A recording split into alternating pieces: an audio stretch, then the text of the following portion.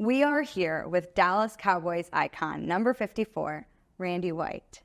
I am so glad to have you here. Well, you read that just the way I wrote it down. I love it. It was awesome. No. You've got so much to be, proud of, and we're just so thankful to have you with us today, and a lot to get to. So did I miss anything? That's my first question, because I need a break after all that. I could have added some more stuff, but no, you did a great job.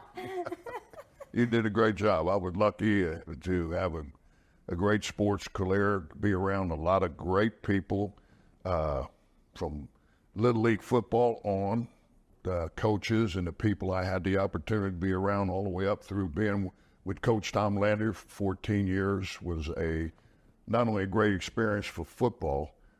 Not only did he push me to a different level in football, but he improved everybody that's around him as a person. Yeah.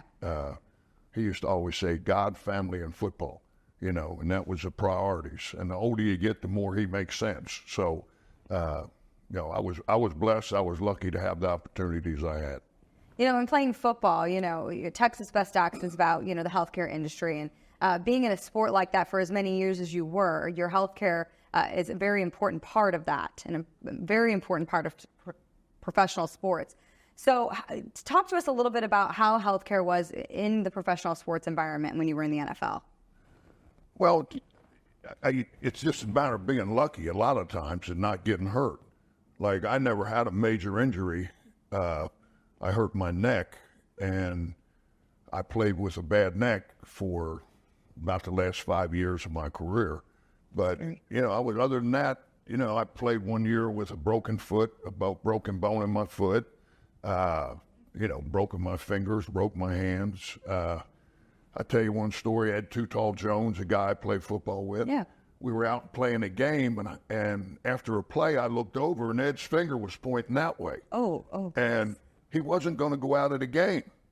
So I called the referee over. I said, Jim Tooney, who was a referee, I said, Tooney, come over here. I said, look at his finger.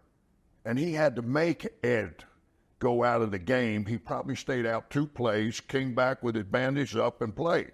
But back in that time, we were expected to, if it used to tell us, it's too far from your heart, it's not going to kill you, get back in there.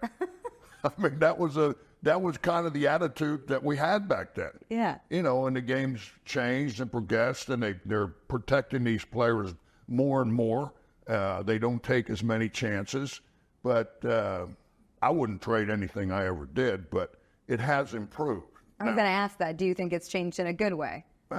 It has improved, but I don't want to see a two-man touch football game going on out there. Yeah. I don't like it when I see the receiver catch a ball and jump up for an interference play, or every time the quarterback gets sacked, he looks at the referee. I want a flag. I want a flag. Yeah. We're playing a contact sport here. Get with it. So, anyway. Well, I think it has evolved. I think it has come a long way. I don't want anyone playing with their finger being perpendicular. It just happens. Then it hurts. That's How do you part of catch a the ball game. like that?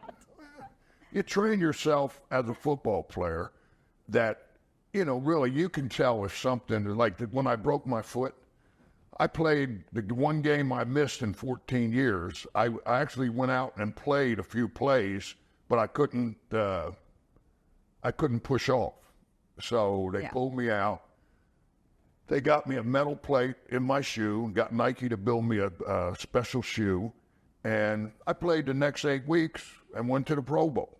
That wasn't a big deal. It was just expected that you're going to do that. Now, what's the protocol now? You break your foot, you're out. If they broke their foot, they'd be out for the rest of the year. They'd be done. So, but they're looking out for these guys' long-term health, and the concussion thing is also an issue. I hit my head for years, and I can still make whole sentences. I don't know how long that's going to last, but it's always pretty good. It's always a concern.